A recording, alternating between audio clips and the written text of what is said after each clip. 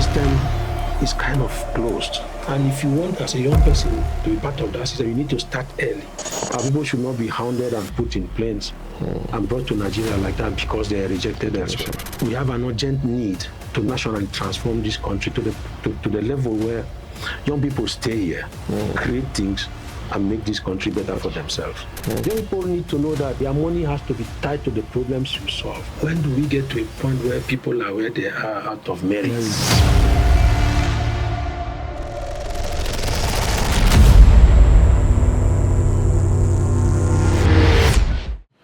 Hello, sir. You are welcome to Civic Shift, where young people start expecting change and are empowered to actually create it. You're highly welcome. It's an honor to have you on set today. Thank you very much. Yeah. So, can we all get to meet you just briefly? Who you are, what you do. Okay. Briefly, my name is Thomas Ofem. A Nigerian with a background in first degree medical physiology. I have masters in mass communication and public health and a PhD in health promotion. Currently, I consult independently. I work on projects that support public health programs within and around the world. I consult remotely. That's what I do currently. Okay. Thank you. Awesome. Okay. I would like to know your view on national transformation. What do you see as national transformation in your own opinion? Yeah, for me, national transformation simply is it's both a destination and a process. Okay. It's a destination because I'm looking at the point where we get to, and the whole country feels that something has shifted. Nigeria has changed to something new. But then it's difficult to pinpoint that line. So that's why we also like to see it as a process where things change gradually, beginning from how people see things, how people reason, especially young people. Yeah. When we start to drop certain things that do not make Nigeria great, and more people imbibe those things that make a great nation. You know, things like even observing traffic rules. Yeah. Where you see people observe traffic rules. Even driving on the road, you see how drivers behave, how we behave in motor parks, how we behave at work. So it's that kind of transformation that starts small, but builds towards a point where Nigerians and the whole world will feel that, Nigeria has become a great country. That's how I see national transformation. Awesome. Thanks so much for that response. Now, it's obvious that you are passionate about national transformation. Was there any experience, that actually set you on this path of trying to advocate for national transformation? Yeah, I think let me say I've been lucky, if you permit me to use that word. I'm 56 years old now. I went to school at a time when you don't need to bribe anybody to get anything. You don't need to know anybody to get anything. You write your exams. If you pass, you pass. If you don't pass, you repeat. I actually have classmates in Unical who failed and were expelled from the school. They went back, road jam, and came back to finish up. Then I started watching a country where the thing called failure was removed from the academic system. Parents have to go pay monies for their kids to pass exams. Kids have to pay money to lecturers to pass exams. So at some point in life, I saw that as I started having children, I saw that this was not something that would be well for Nigeria. That's when my passion to change things started. In fact, it's the reason why, after doing medical physiology, I found that I was in the wrong area. I had to go into communication because I thought I was going to use my communication skills to contribute to this national transformation. And in fact, most of the work I did in my early career were in social and behaviour change. Okay. Up till today, my expertise in social and behaviour change communications. So that's how I came about it. We are not in a good state today.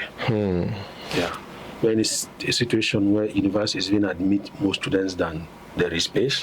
Yeah. And then ask students that are coming in to hold on to the next year. A situation where students have to pay lecturers in order to pass exams. So there are a lot of problems. I don't want to even talk about our politics, the corruption in the system, which we are all guilty of. Those are all the things that will push a man who loves his country to begin to advocate for national transformation. True. That's so profound. Thank you so much for that. Now, what do you think are values that if we collectively adapt or adopt would actually aid in national transformation and national development? For Nigeria, I think one of the most important, I don't know if I'll call it a value, maybe equality, inclusivity. I don't know if that's the right words for what I'm thinking. Currently, one of our biggest problems is tribalism. Nigerians don't love Nigeria. Nigerians love their tribes. Efik, Ibibio, Hausa, Fulani, Igbo, Yoruba. You go on social media and you see the kind of negative interactions that happens between Yoruba people and Igbo people. Yoruba people see Igbo people somehow, Igbo see Yoruba somehow. Especially the big tribes. So in the end, who is really working for Nigeria if all we talk about is our tribes? True. Nigeria is not the only country that has tribes. So perhaps if we imbibe the value of equality and inclusivity, it might help us remove that tribal lens that we carry everywhere we go. Can we just see as a Nigerian, as another guy, another lady who wants to make this country great? Can we just love Nigeria? Currently, Nigeria is not looked upon as a nation. It looks like a country with many nations. The Yoruba nation, the Igbo nation, the Idoma nation, the Igira nation, and so on and so forth. Even small communities like me, where I come from, I'm a Yako man from Central Cross River State. We speak our language in only one local government. Even within that local government, there are communal clashes between people who speak the same language. So how do we then talk about Nigeria? That is one value. Equality, inclusivity is one value. The other value I want to talk about that we must imbibe is that of meritocracy. When do we get to a point where people are where they are out of merits? I know we have the federal quota, a system that was put in place to kind of bring some kind of equality. But for me, that's a very forced system. It's a system that steps down on merit. If we can be truthful to ourselves and say people will get where they are because of merit, through merit, nobody will feel cheated.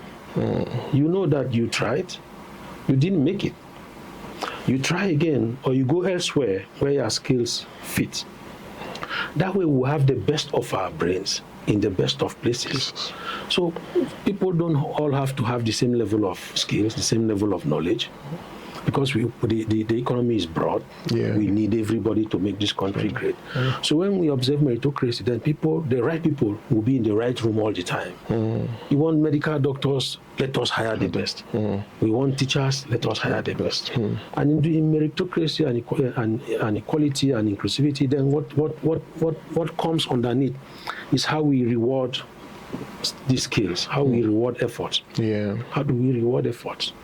Young people watch and see, okay, the people that enjoy the best life, that make the most money, are politicians. And we know politics, there is no meritocracy. In politics is who you know and who votes for you.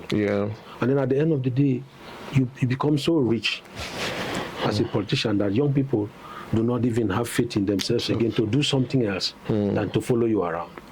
So in summary, for me, if we can imbibe those three values, shift in the way we think about those things, equality, inclusivity, and meritocracy, I think we'll be on our way to greatness. Wow. Thank you. We've seen something play out over the last, over time. A lot of young people feel powerless. They feel like there's nothing they can do, that could actually cause, significant change, So coming from a behavioral science point of view, what mindset shift, if the average young person has, that would actually empower them to engage with the situation of the country?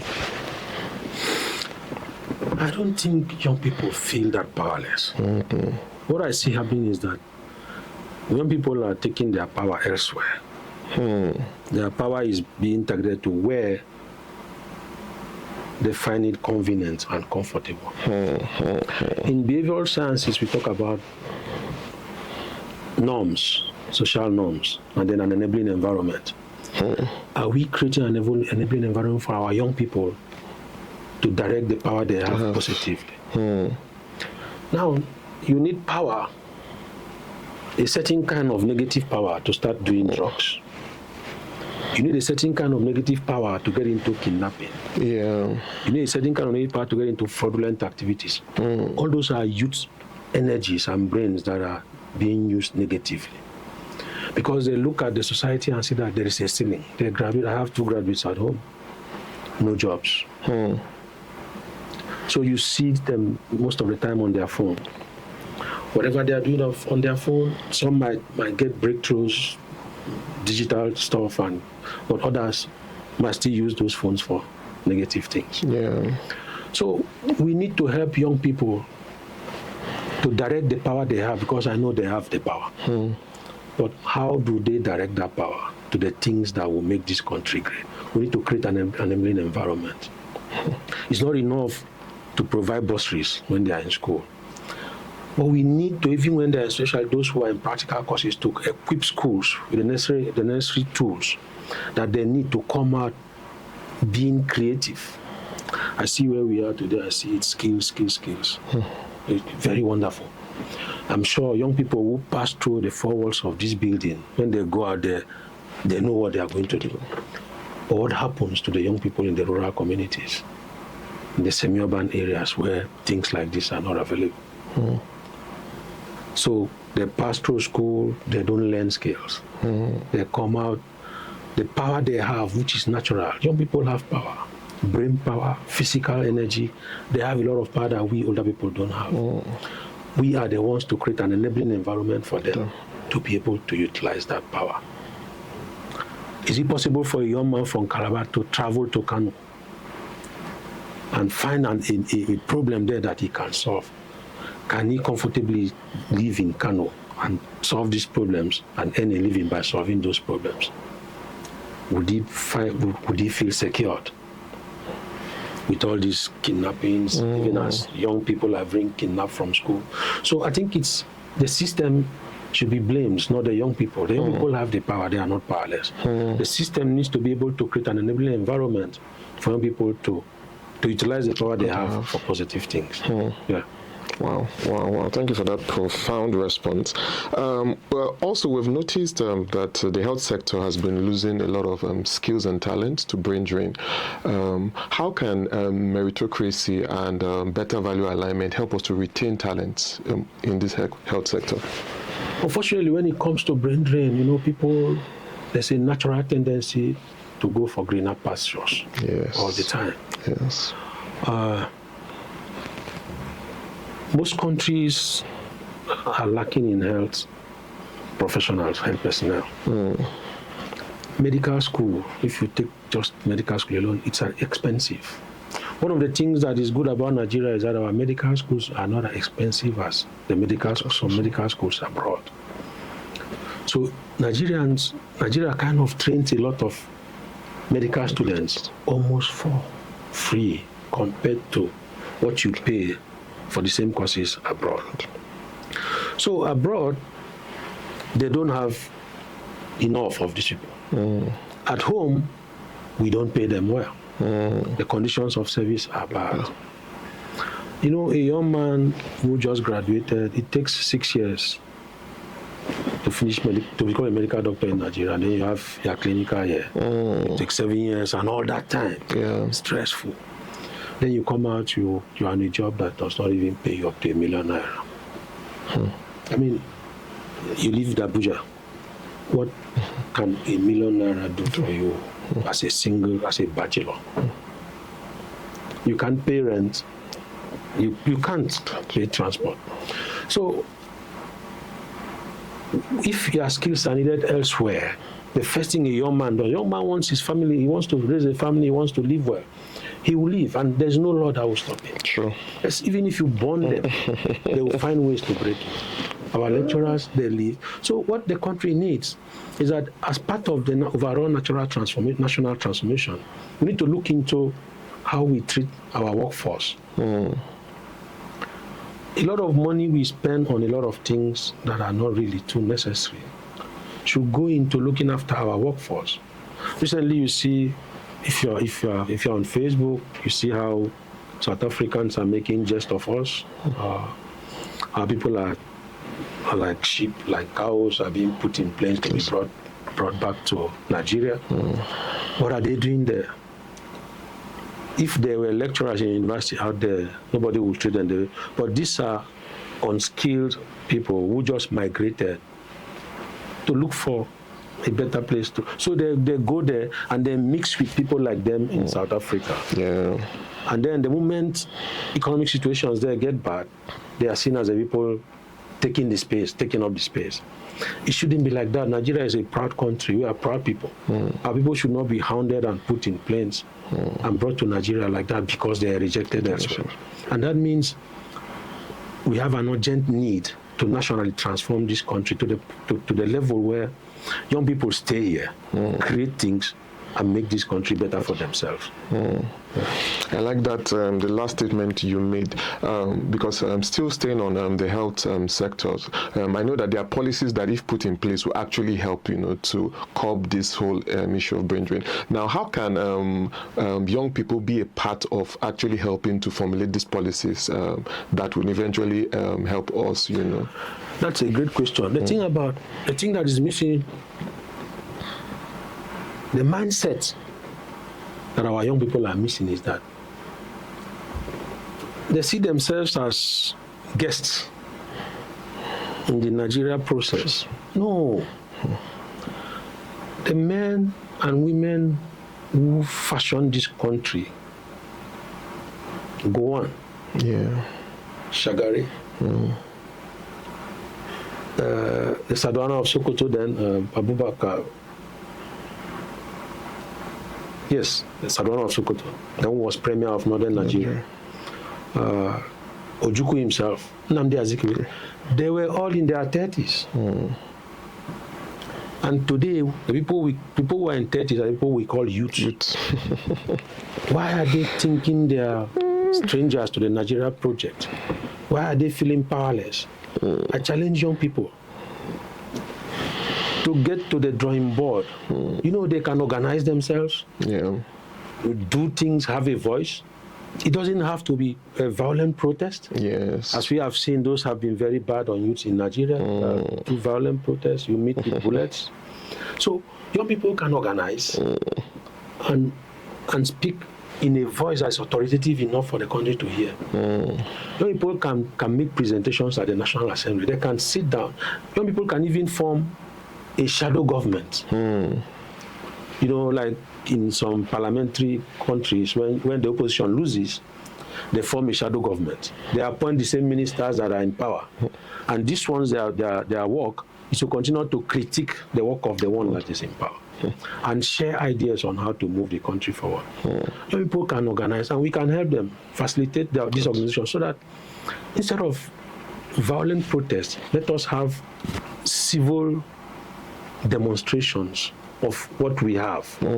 Like this policy, we have finished drafting it. Through an advocacy process, we can make sure we lobby lawmakers that are friendly to this thing to pass that into law. I think that's the only way we can build a nation. Not on the streets, but inside the drawing boards. In 2023, 2022, I was a member of People's Democratic Party then. And I brought together a group of young people, my friends. I was the oldest. And we paid a visit to the former governor of Cross River State, Governor Lee Elimope. And we said, we are tired. We want to be part of the process. And he said, yeah, you form a group. Let's call the group the drawing board. During the next primaries, I, for one,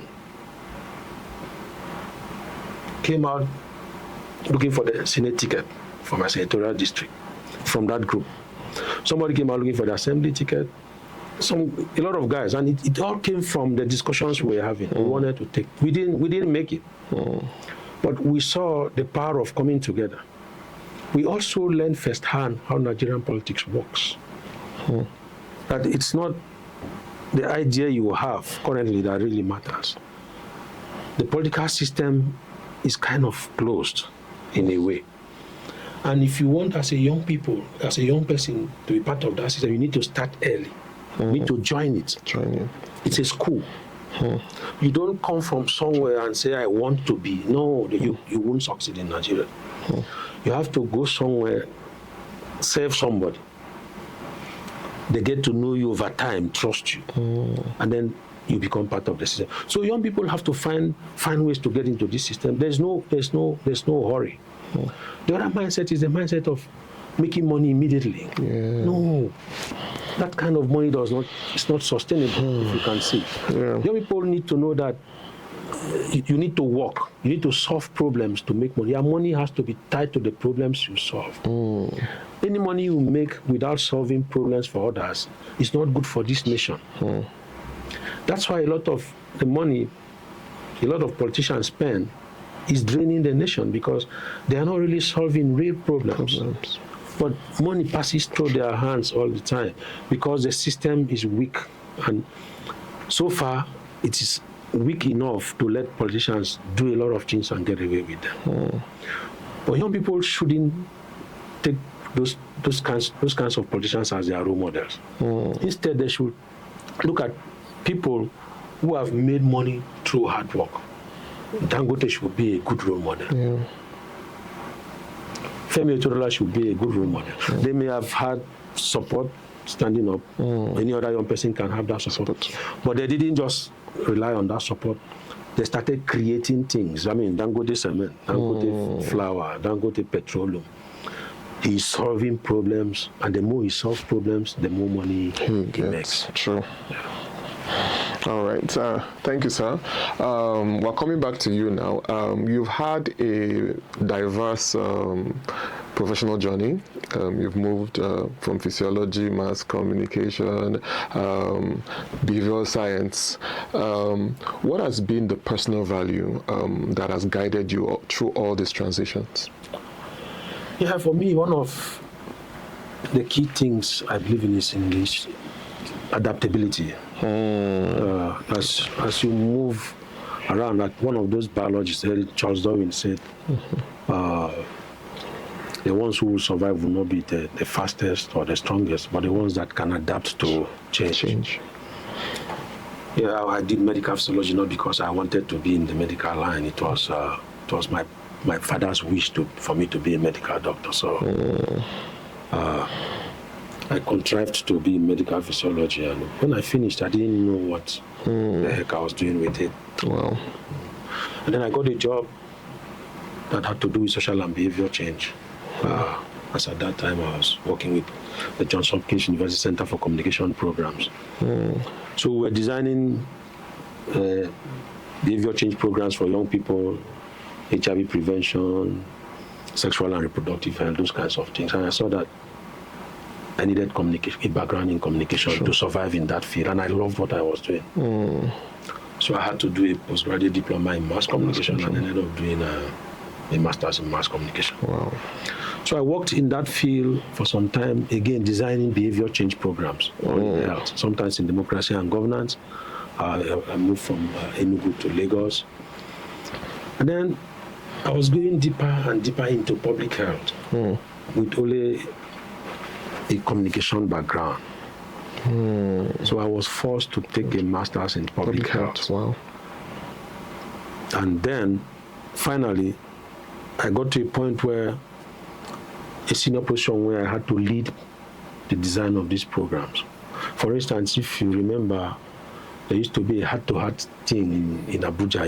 In Nigeria, in most of the hospitals, you see heart-to-heart campaign. It was one of the campaigns that designed to make HIV/AIDS counseling more friendly. People were not using HIV services. So we rebranded counseling centers as heart-to-heart centers, places where you could go talk to somebody. That was one of my campaigns. I was going deep into health, going deep into mass communication. Wow. So I had to do that PhD in health education and promotion. Wow. Yeah. So throughout my life, it's been that adaptability. You want to solve problems, you need to build yourself, acquire the necessary skills. True. Those days there was no AI. Now I know young people even have more resources. If you know how to use AI well, you can do almost anything you want. You can train at home and can get what you want. True. All right, thank you so very much, sir. It's been an honor having you. Just finally, before you leave, if there could be a particular civic habit, that you could challenge young people to adopt, particularly in the area of promoting community health, for like 30 days, that would actually show visible impact, what would that civic habit be? If every youth, every Nigerian refrains from littering, drink sachet water and throw it outside of the window, drink a bottle of water, throw it outside, open a chewing gum, throw it, the whole place is littered. I mean, who is going to clean our environment? Health starts from cleanliness. If you can do one thing, do not litter. Keep your waste around you until you find a place to dispose of it. That would be wonderful. Because those things we litter, they block the drainages. And then we have mosquitoes. Then we have pollution. So for me, that is a basic thing to start from. If you ask me for a second one, it's to obey traffic rules. Driving from my house to here, I see red, I stop. And then I feel foolish because everybody is passing. I don't understand why. That is one thing I will ask to, because it will reduce accidents. True. It's in the little things. Thank you so much, sir. It's such an honor having you on this podcast. Thank you so much. It's a pleasure. I'm happy to have been here. All right. Thank you. Thank you.